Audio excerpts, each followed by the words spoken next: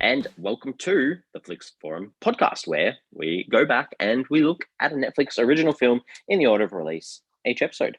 Today, we have the 2019 Italian modern fairy tale called The Man Without Gravity, or L'Uomo Senza Gravita. It was directed by Marco Bonfanti, and it stars Elio Germano, Michela, Cescon, and Elena Cotta. I'm Jesse, and I'm here with MJ.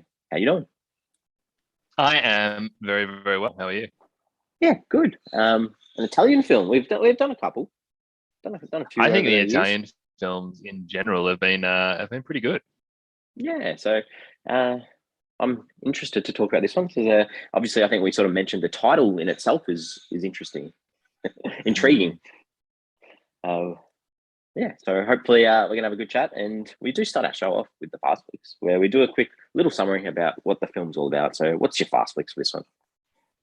I wanted my fast flicks to be The Man Without Gravity because it's such a great title, and it kind of just says everything. But I did just the story of a man who was born without gravity. I don't know how grammatically correct that idea is, like being born without gravity, but like it's like being born without the ability to live within the rules of gravity. I don't know. Either way, born without gravity and the secret life he led until it all became too much.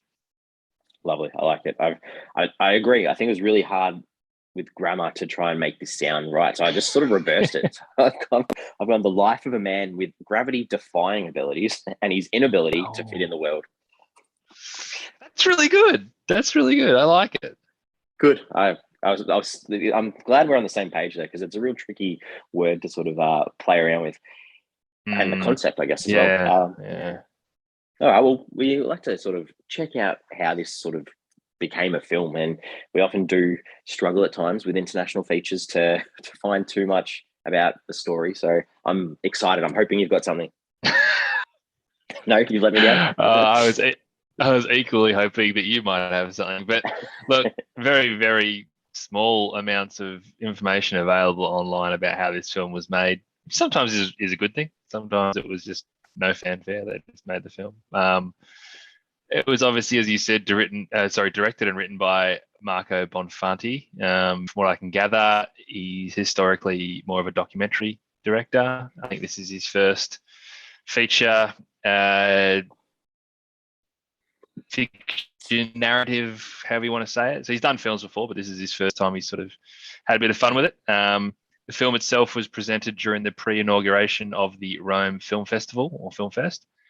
And it was available on Netflix from the 1st of November, following an event release in Italian cinemas on the 21st, 22nd, and 23rd of October via Fandango.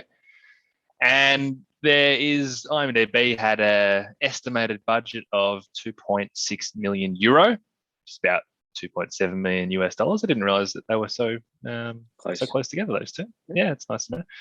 So about 2.5 million US dollars. Very, very small budget, very, very small budget. I tried to find some films basically within the last 10 years, even 20 years, that were made with a similar budget. A Haunted House, 2013, so a spoof comedy movie. Garden State, 2004, obviously a very famous independent film, Zach Braff's first film.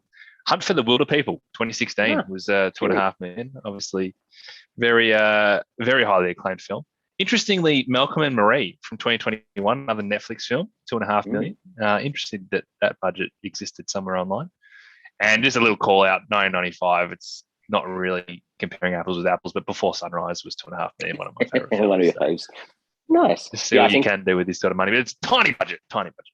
Yeah, and I read an article through translation that pretty much said because of Netflix being on board with the production of this, it bolstered the size of the budget even more. So I think they had only a couple of $100K to start off with. So having them on board has definitely helped along the way too. I think the other sort of interesting thing, so we spoke about Elio Germano. He plays Oscar, the actor who plays the character Oscar in this. So the actual Italian translation for Elio, his name means, or it can be translated to like helium. So it's like the lightest gas sort of going around. So it's a sort of after hydrogen. So it's a little bit of a coincidence, I guess, that the lead actor's name sort of means the same sort of thing, which is cool.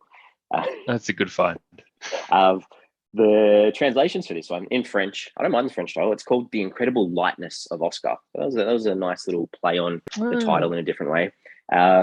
In Hungary, it was called Oscar, the Man Without Gravity. So using his name. Sweden, the Man Who Defied the Law of Gravity. So a bit more like literal translation. And in Turkey, don't know if this one came across too well, but the Man Without Earth. I think it's very much.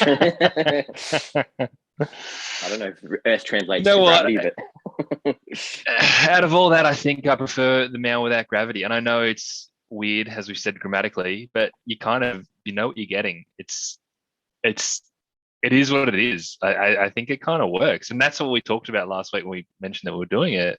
I was just intrigued to watch this film, and I would have been disappointed if it wasn't literally a man who defied the laws of gravity. Like I would have been disappointed if it was like a fun play on words, because I wanted to see a movie about a man who just like floated. Yeah. And I think it's like obviously Italian film filmed in a variety of locations across Italy, some nice scenic areas too, but also filmed a bit in Belgium as well. But that can probably lead us into the consensus for this one. What are people saying about it?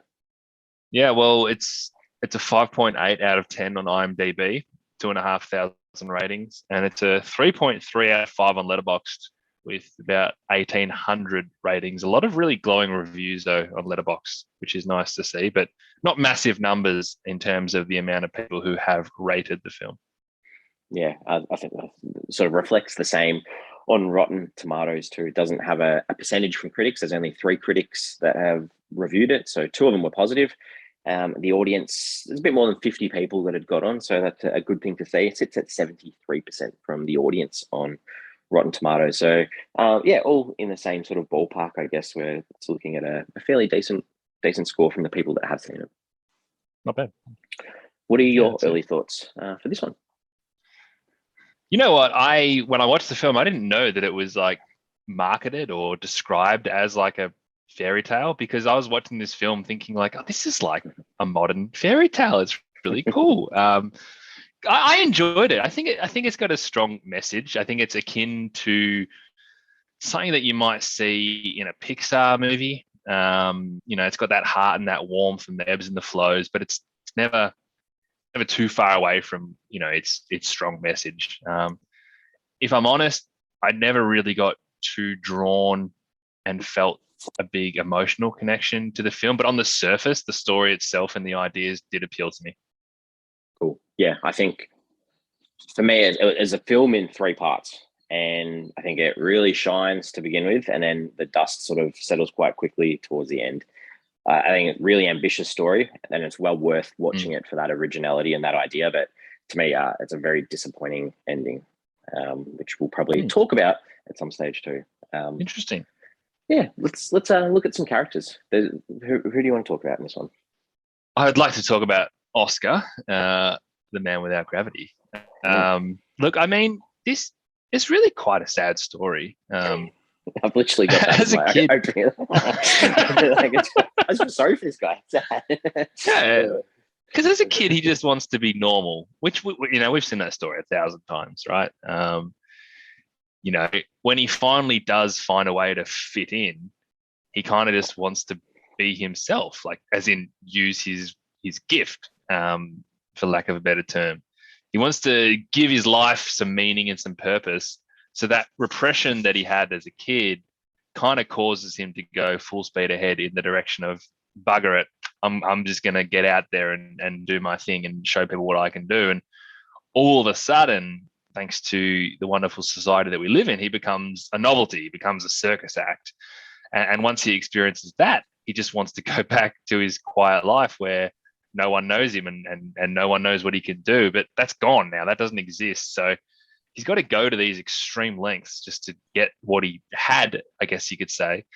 And you could argue that his happiest moments are when he's living this quiet life with the ones he loved. But what is the cost of that by not being able to do what he wants to do? And I think the question I kept asking about Oscar is, and I think this is what the movie constantly asks us as well, like, why can't this man just exist as he is? Like, obviously, I understand that there's worldwide interest in that ability, but why can't he just live his life with this talent or gift, not be a stage performer, And I suppose that's where the repression comes in. He doesn't understand why he can't just be the guy who tutors people reading and writing, but can also fix the antenna on the roof without needing a ladder. Like it's kind of really unfair, and that's what the movie's trying to say. And I kind of like where he ends up, to be perfectly honest. But it's a pretty grim, sad life. Yeah, and I think it's hard that when you're talking about the characters too, that you do see there's such clearly different stages in their lives that are sort of well, identified between them. And to me, it all starts with that idea. He was almost a prisoner to start off with, and in particular, and it's hard. I'm probably going to talk a little bit about some other characters here, but the grandmother, I guess, was that influencing factor on both Oscar and his mother Natalia. That she had that control, and she sort of represented that really, really old school mentality that different generations feel, I guess. And it was nice to see those three sort of generations. You've got the grandmother who's completely one way. You've got the mother who's sort of a little bit stuck in between, and then you've got Oscar who wants to be himself. He wants to explore the world. He wants to do things like that. And because of the grandmother's concern about her reputation, this impacts Oscar directly. And the idea of not having a dad, and his abilities, these are all things that are a concern to the people that are closest to him, which impacts him. And the only person that he can really connect to when he's a young kid or through his youth is Batman. And that's that escapism for him, because superheroes can be that to kids, and he connected so much with this fictional character because it's a guy who has to disguise his identity, like he's being told by his grandmother and his mother, and that when you're being brought up, if you're continually told that message, when you do get that opportunity when you're a bit older to try and express and be yourself, then you're missing those people that sort of protected you at the start, and then that sort of leads to later in life where you by yourself because you've rejected both forms of that lifestyle in one way, and you're stuck in a bit of a rut. A wonderful summary. Sad story. Yeah. No, I agree. But and it's no different to someone who might be born with, like a hair lip or something wrong with their hand or one leg or all that sort of stuff as kids. Like, why does that have to define who they are? And I think we're moving into a world where that's not necessarily the case. And look, I get the fact that if someone didn't defy the laws of gravity, that's kind of the biggest news story in the world. So I get that there would be interest in it. But I also think that there would be a level these days of, okay, this guy can do that. We've all seen it. Great. But then let's just let him do his thing. So to be perfectly honest, I like the fact that the story does link to things that could happen in real life, despite its absurdity of what's actually happening. Yeah. I guess, does that lead us into the mum, Natalia, a little bit?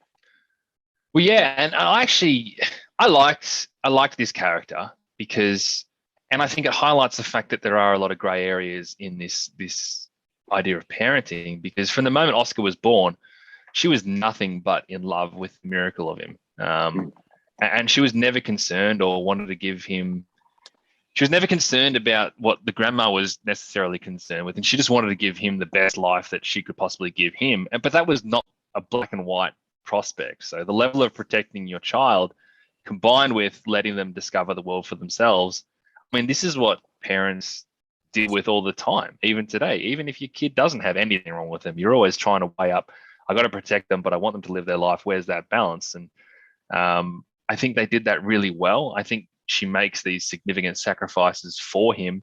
She makes the wrong decisions at times, but it's all because these decisions are really hard to make. Yeah, I think you've summed that really well. And I think that I sort of touched on this a little bit before, that she's sort of been trapped in that middle stage between her mother and what she wants for her son. And it sort of reflects that little bit of small world mentality, I guess, where her mother is pushing this way. So she doesn't want to disappoint her own mother, but in the same way, she wants the best for her son too. And it's a really tricky situation, but I think you've summed that up really nicely too. Yeah. Well, that actually leads into the grandma really well, because like, I'm not disappointed at the grandma, because she is that symbol of conservatism, and she's the one who recognizes the risk of gossip in this small town. And she also wants to protect Oscar as much as she can, but what she doesn't understand is the cost that protection is actually causing. Yeah, and I think that, and I'll probably touch on this in themes a bit later on, but the idea with her mentality of faith as well, and her upbringing herself, makes it really hard to accept something that goes against everything that she's been brought up on herself, and that sort of restricts the ability of her grandchild. Yeah, 100%. All right, I reckon there's one more. Well, I've got more. Agatha. I think we probably didn't explore the adult too much. I think obviously we get the idea that she's had a hard life, and that whole prostitute falling in love was almost too big a story to bring in at that point in time, and how that all works. But there was a sweetness to the fairy tale of them ending up together and living in Oscar's childhood home. That's what really banged home the fairy tale thing for me. But I feel like there's just so much to do with this character, and so much to do with her story that we just never got a chance to get into, which is fine. But I felt like I was missing something. Yeah, I don't have anything else. David? Sorry, was that a Garter that you said? Yeah, Garter. Yeah, like I don't have anything, because I think I really liked her as a kid. And then I'll talk more about her in the scenes, because I like the friendly, accepting nature of her, but I don't have anything else on her. So I think it'll more come out in the scenes. That's probably a better way of saying it. Yeah, no, I know what you're saying, because it was hard to really get a grip of it. Yeah, David. So I found him really difficult, because it was like this one-hit wonder musician who saw an opportunity to take advantage of someone. You never really liked him from the first moment that you saw him, and it was too obvious that he was in it to make money and didn't care about Oscar, and that was that. That was all it was.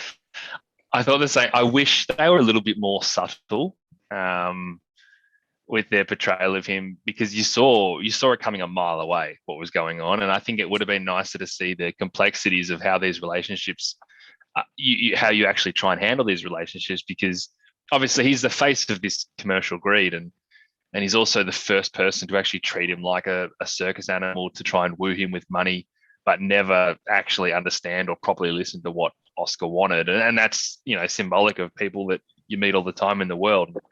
I just wish they had made you second guess everything and be like, oh, maybe he is right for him. Maybe this is working, because it would have really highlighted those difficult decisions that you have to make.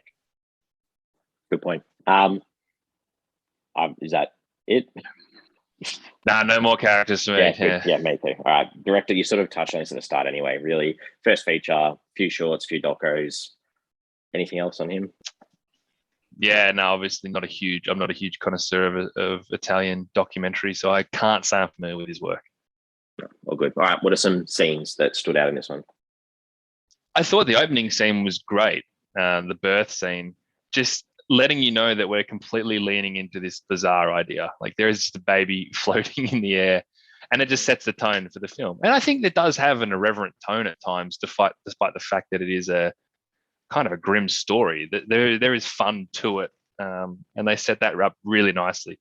There was no mistaking what this movie was going to be about, and I appreciated that. I think in general, I liked that they had him reveal that he could fly, for lack of a better term, when there was still like an hour to go in the film, because I was starting to get a little bit concerned that this was going to be a whole film about repression. But we actually did get a big opportunity to explore the other side of it.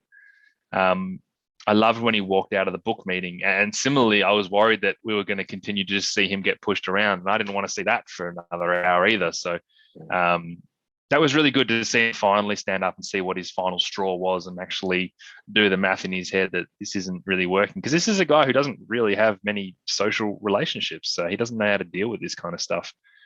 And finally, the scene that I like, which I think summed up, how he was being treated, was the angel fly scene, and then they remove the shackles from his feet. And this is just after he's discussed how he's stuck in this long-term contract. We know that the angel is a recurring motif for something that he doesn't like being likened to, despite the fact that his mum describes him as an angel the day he's born. it was just perfect. It all just came together nicely. It had a real Elephant Man feel to it, just like I'm a human being kind of thing. And I thought it was pretty powerful and well crafted.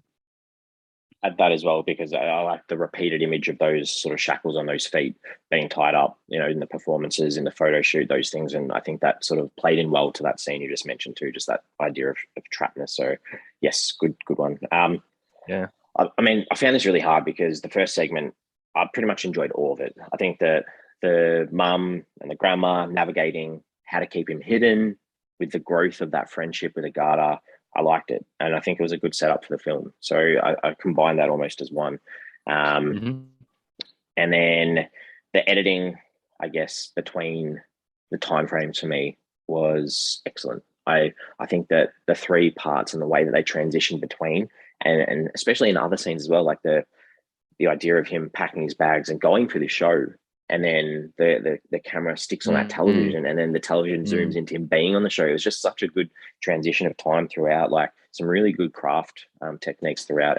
And too, like, it kept you engaged when the first shot, usually when it changed from one of the three acts, was of the mother, and she looked a little bit older each time. It just was a really, really, really well done. To be honest, even the way they showed the photos with the candles when you realize that someone's passed away. Okay, time's passed.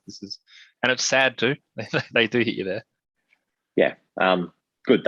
So I found this hard to identify specific things, and I'm probably going to have the same when we talk about things that we didn't necessarily like. So what are some forgettable things?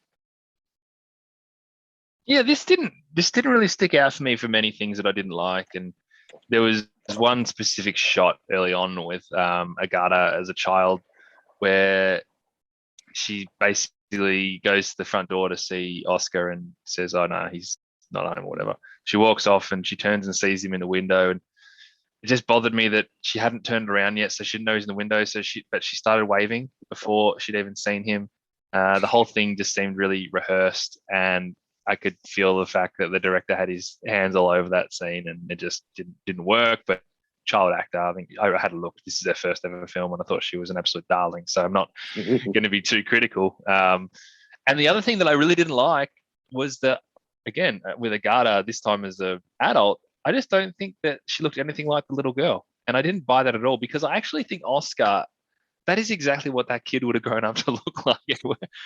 For a while there, I was wondering if this is going to be a movie about this repressed kid who grows up to be this real egotistical guy who's just like powerful, confident, look what I can do. And when I first saw him, I'm like, no, of course. This is, of course, the Oscar that would have been. He's quiet, he's shy, he's, not got great conversational, social skills.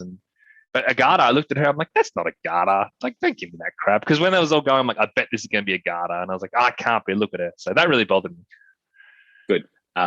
Yeah, I think, again, same sort of thing. That all the scenes where they were having crowds, so like the in-studio audiences or the audiences at his shows and things like this, it really showed off the small budget. Like, there's like a scene where he walking out of the back door of the theater, and there's like 5 people trying to grab him, like they're the fans, and then they just close the door and it's empty, like alleyways and stuff. It's like it just didn't sit right. And I know that it's to do with the constraints, but I thought it just wasn't convincing. And the same with like the party scene at his house. I was like, it was like that this was made during like the social distancing stage. They're all like standing like meters apart from each other to make it look like the room was filled. So I thought that was a little bit funny too.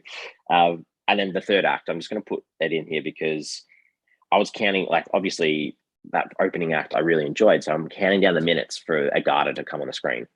And I was getting to the stage where I was like, maybe this film doesn't bring it back. And I was really concerned because I looked, there was 24 minutes to go when we're first sort of, if we ignore the part where she walks up the stairs as Mimi, and the first moment that we're introduced to her on the screen, 24 minutes to go. And there was 5 minutes of credit. So about 19 minutes of screen time to go. And for such an important character in his youth, I really wanted more. And I think to characterize her now as someone who's so down and out and working as a prostitute, it really infuriated me. I thought, it's just especially when you've got his character who's so down and out, I needed some sort of positivity, and I just wasn't sold on the final parts where they get away together, and especially the final scene of him Didn't like that. as Batman. I did not like that at all. I thought it was horrendous. See, I probably should have put in the scenes that I like, because I love the fact that the whole time I'm like, please just get a job as like a man who like cleans ceilings or something. I want you to get a job where you can use your gift as normal. And so they obviously do that, but then it does tie back into the fact that Batman, and you made the point about this earlier, how Batman was the only person he could relate to. But Batman means so much to so many people. You know, he's like, am I a superhero? Because superheroes can do this. And in that sense and in that world, like this is the closest thing you can ever be to being a superhero. You've got a ward of senior citizens who don't know what's going on, genuinely think Batman's there cleaning the window. I thought it was really nice. Yeah, maybe in my mind I had these expectations that the way his character had gone throughout the film, that there was no hope for him. And I know that that's really down and out sort of a thing, but I thought he was going to float away into happiness. I just had that in the back of my mind, that this film was going to end with him floating away, being happy. And maybe that's because I got it wrong, obviously. So I'm just not happy with how it finished. Maybe that's what it is, because I thought a finish to this would have been, you got this idea of like, we didn't actually see him get into trouble by floating off a bit. Like, you know, surely there were accidents at times where he'd put the back down and forgot or something. Yeah. So anyway, I just thought that would have been a really impactful sort of finish, that he's finally happy. That anyway, yeah, that was just. And that's fair. I mean, all I wanted was him to end in a job where he can use his skill, and it's just boring and mundane. But like, people can't do that sort of stuff. So I'm glad they actually did that. The Batman thing was just an extra nice touch, and I think them living together in his old house was, you know, almost like a little bit too good to be true in terms of tying up the story. But as I said, this had a real fairy tale. I could 100% see Pixar using, you know, not word for word this story, but having this animated story with these same themes, with these same similar concepts about a kid who flies or whatever. Actually, isn't there a Pixar short with a mum who's got like a baby who, or like a little kid who like floats or flies? Yeah, it's called Float. It's one of the Spark shorts, short little ones that they released to Disney Plus. Yeah, I have watched that. That just obviously rang a bell with me right then. It had that vibe that I reckon like this could be a Pixar movie, and like it would have to end the way it ended if it was. So anyway, yeah, I could see where you're coming from with all that. All right. Well, what are some ideas in this one? Some themes? Well, these are the things that make the movie important for me, and I think there's lots there, but the idea of individuality and why do we have to hide our differences, no matter how big or small they are, and why do our differences have to mean that we can't necessarily live a normal life? You see, obviously, that the Paralympics is a wonderful example of people who have something that's different to everybody else being able to compete at the highest stage, no matter what obstacles they've had to overcome. And I really like that idea that they've explored in this film. I think there's a strong theme of parenthood in this film as well. So I tried to juggle that idea of parenthood and how that will work and the decisions that you need to make. Obviously, it's all compounded in this film, but that works nicely. I think finding meaning in your life, discovering that importance doesn't mean that you need to do it on a global scale, which initially he thinks he does. It just means that you need to be important to those who love you. And then, of course, the idea of isolation and repression and the toll that it takes, and that's explored really heavily.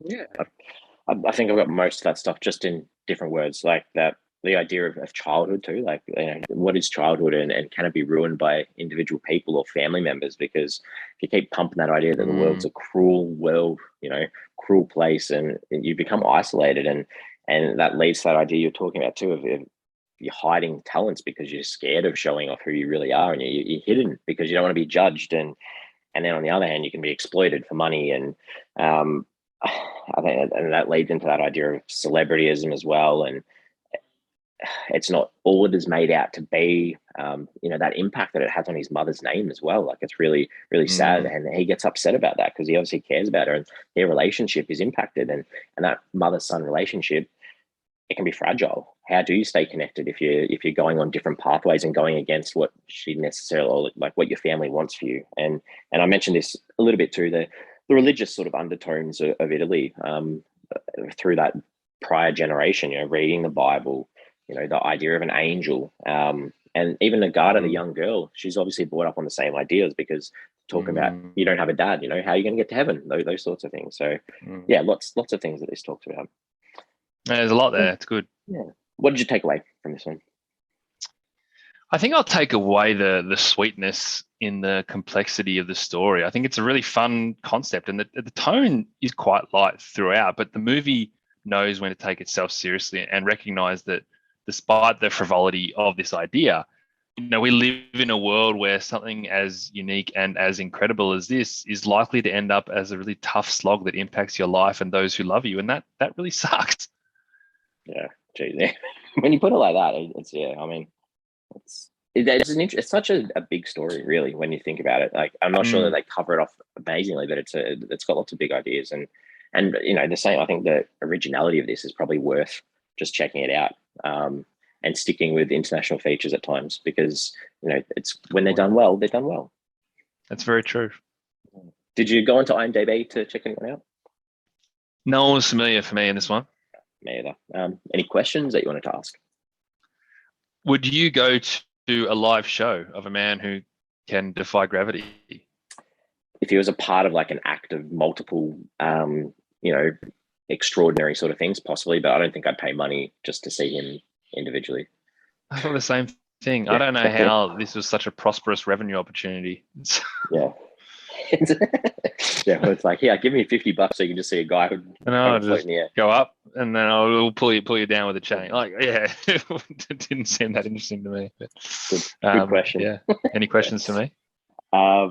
Is it a superhero film? No. Yeah. I don't see him as a hero character either. So no, and I think it's not trying to be a superhero film either. But it's fun to talk about it. This isn't really a question, this is a statement. The attendance officers that came in to check up on Oscar to visit the homes, I find that so good. I think we need them in Australia, realistically. If your kid's not at school, we're going to get some police-like looking dudes to come to your house and get your kids at school. Well, did they work for the school, or did they work for like the county or something? It felt like that was more than just the school. School, yeah, because we saw in one of the American films we did, there was like was it Beats? I think the same sort of thing happened. Right. So I guess who knows? But it's obviously a thing that works in different parts around the world. Yeah, we don't do it here, do we? No. So they made mention when they named him, like we're naming him Oscar after the famous American. Is it Oscar Wilde? That was my interpretation. Oh, American? I must admit, I thought it was just like we want to give him an American name. American name. Okay. Like cool. I don't even know why. Like, but I guess that's the way that America is perceived in Italy. A bit like a rock star kind of. I don't know. Because then when he's doing his show, he's got that American flag outfit on too. So I it had to be something to do with it. I just couldn't quite work out what. Yeah, I think it's got to be to do with the perception of America within Italy, because it felt weird to me too. Yeah. All right, good. Last one, decider.com. That a line in their review for this. Watch it and the memory of it will just float away. Are you going to remember this film? I think so. I read that exact same review and I thought it was a bit harsh. I kind of get it. There is a lightness to it that is a bit meh, but no, I actually took a lot more out of this than what that review did. Good. All right, well, I think we're ready to wrap this one up and give it a rating out of 5. What are your final thoughts? Well, despite the fact that it may not have drawn me in and connected with me on this emotional level as much as I thought it might have, it did pull me in intellectually with their ideas and themes, and that fairy tale component did work. And I'd love to see this movie grow, or at least the concepts behind it, whether that be getting remade, whether that be more people watching it and talking about it. I just think there's enough there. So it's 3.5 stars for me. Lovely. Yeah, I love a film with an original idea. And like I sort of mentioned, the first segment around childhood was sweet and it set up a really compelling idea. I think that the transitions of time were so well done, but the back end just really let it down for me. But it's still worth a watch because it's like nothing I've seen before, really, like if you think about it. So I'm giving it a 3 out of 5, which gives it a 3.25. As always, we are on socials. Check us out at Flix Forum on all good platforms. Question for this week is Batman a good role model? Is he a good role model for kids?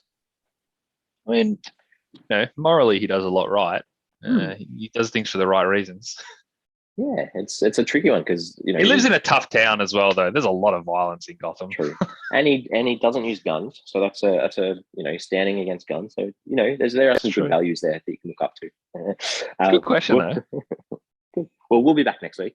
Got another film from 2019. We're in that end of the 2019 film, so it's a Christmas rom-com called Let It Snow, directed by Luke Snellen. Stars Isabella Merced, Shamik Moore, Kiernan Shipkat, Odeya Rush, Liv Houston, Mitchell Hope, Jacob Batalon, and Joan Cusack. So a couple of names there. I remember when this one came out because I remember that it's based on a couple of stories. Like it was a couple of stories by the guy that did The Fault in Our Stars. So I remember, okay. I don't know much about it, but I'm pretty sure it's the guy that did The Fault in Our Stars. Yeah. I just assume it's a Christmas movie with that title. Is it a Christmas movie? Yes. Yeah. Sorry. Christmas. Yeah. Okay. Cool. Yeah. Cool. Yeah. Good. As always, it's been a pleasure. So thank you, and I'm glad we got to see this one. This was a good one. Yeah, I'm glad we got it. I'm glad we got to chat about it, and I'll see you next week. Sounds good. We'll see you then.